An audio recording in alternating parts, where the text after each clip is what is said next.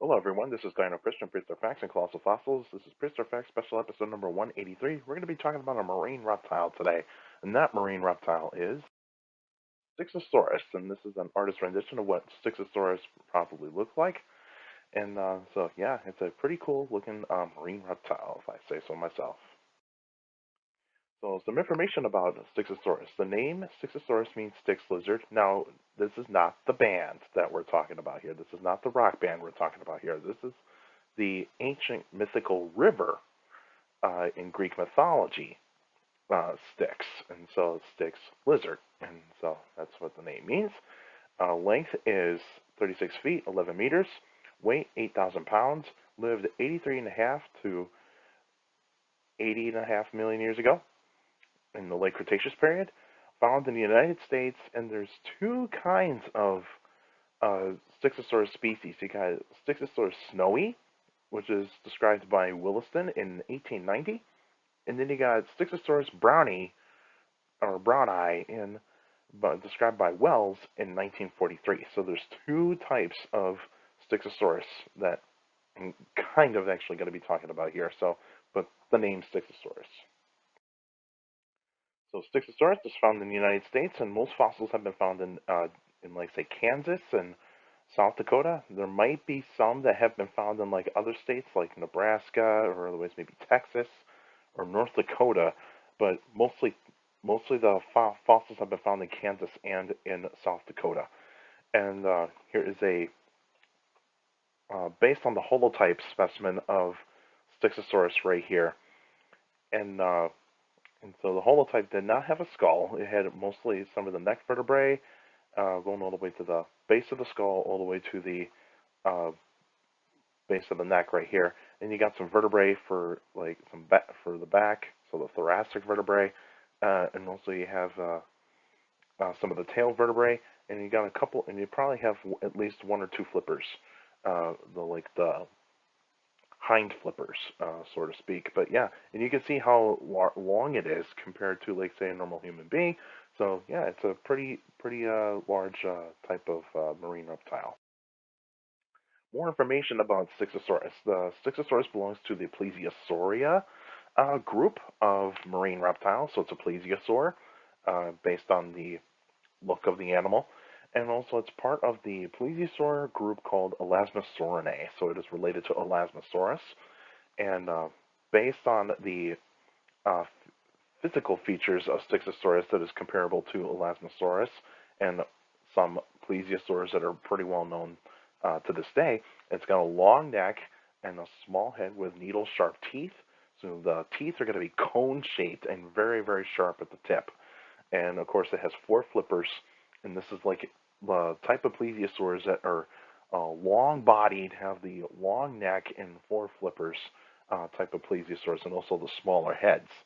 And so, yeah, this animal is designed to sneak its head into like a school of fish and just snatch as many fish as it can to feast on.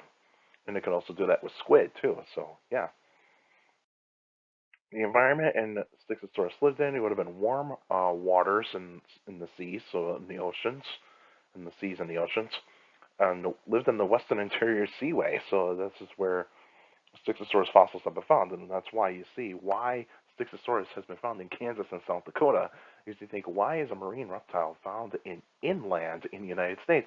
Well, it's because you have the Western Interior Seaway, and I'll show an image of that once we get past the extinction slide. And so, yeah. And of course, there would have been tons of coral reefs. You have a bunch of coral reefs that were around, and plenty of plankton, of course. You have cephalopods, so like your clams, your squids, uh, ammonites, those types of things. You got plenty of fish that were around. You got sharks. You even got rays, and of course other types of marine reptiles. And so this animal lived alongside some pretty cool looking marine reptiles and even some sharks. Now, predators and prey. Now, Styxosaurus would have predators. In the Western Interior Seaway is considered to be the most dangerous sea in like Earth's history because there's so many predators that you can count in that seaway. So the predators would be sharks. So like sharks would be feasting on like say the carrion of like the carrion or a dead um, Styxosaurus, but it could also prey on like juvenile Styxosaurus as well. But the main predator of Styxosaurus is going to be Mosasaurus. So, like say Tylosaurus, that type of those types. So the large Mosasaurus would be the main predator of Styxosaurus. Now, Styxosaurus would an adult Styxosaurus uh, would not be prey to a mosasaur because a mosasaur would not dare go after an adult.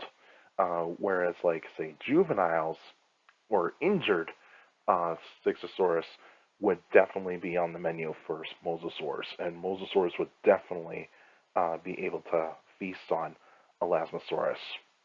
And Elasmosaurus would eat some prey, and the prey is going to be fish and cephalopods. So the cephalopods would be mostly some squid, and occasionally maybe it could actually get to, like, say, an ammonite that might have its tentacles sticking out and be able to get that animal out of the shell.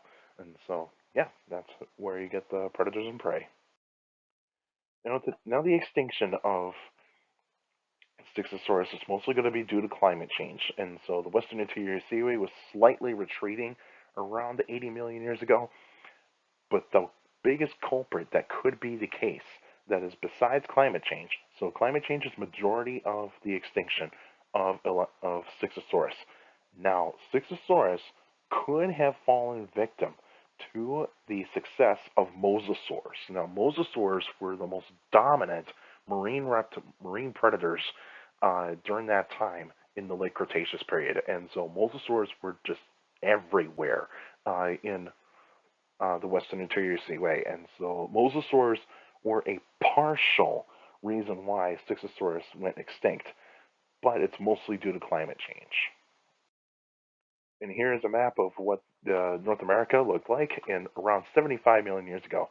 Now, 80 million years ago, the Western Interior Seaway would have been a little bit wider, and so you have a little bit more ocean, a little bit sea, more seawater in the United States. So parts of Texas so this part of Texas would have been slightly covered in ocean, and this part of Colorado could have been under ocean, and of course some parts of Wyoming would have been a little bit under the seaway, and so on and so forth. But yeah, once an interior seaway was starting to retreat just slightly around 80 million years ago, that's where Styxosaurus was starting to develop certain types of environmental issues where it could not compete with other types of, like, say, plesiosaurs and and especially mosasaurs. So the next episode will be on February 10th, 2022, and that'll be a Q&A episode. And so if you got any questions about dinosaurs or any other prehistoric life, feel free to email me at dinochrist71@gmail.com. There's going to be a Facebook page, Prehistoric Facts of Dino Chris. Like the page, you actually post your questions in the comment section. Please put them in the comment section. Please don't put them on messengers for private conversations. So if you got a question that you do not want me to answer via video, just send me an email or send it through Messenger on the Prehistoric Facts with Dino Chris page. But yes, and but if you want your questions to be answered in on video, just do it in the comment section. And also for YouTubers out there, make sure you like the videos, subscribe to the channel, also share the videos, share the channel to anybody that is interested in dinosaurs and other prehistoric life, and also stomp on that notification bell so that way you can get weekly notifications of every video that comes out. And also feel free to put your questions in the comment section because I do read them all. Your questions do mean a lot in those Q&A episodes. You guys are awesome at doing that, so thank you, and continue the great work on that, and make sure you keep your questions short to the point. You'll also follow me on Instagram at dino.chris.pf. I post pretty cool stuff on there. You'll also follow me on Twitter at CSGRALL. It's my Twitter page. I post pretty cool stuff on there as well. Also, take care of people around you, not just for your younger people out there, and make sure listen your parents, your teachers, and your guardians. It's the best motivation you can have a good education. It's very important to have a good education. So with a good education, you get a good job in the future. And also in this kind of time, please wear a mask, social distance, wash your hands, and if you're not vaccinated yet, please get vaccinated because that's very important. So that way we can get to close to a pre-pandemic normal, and also reduce the spread of the virus.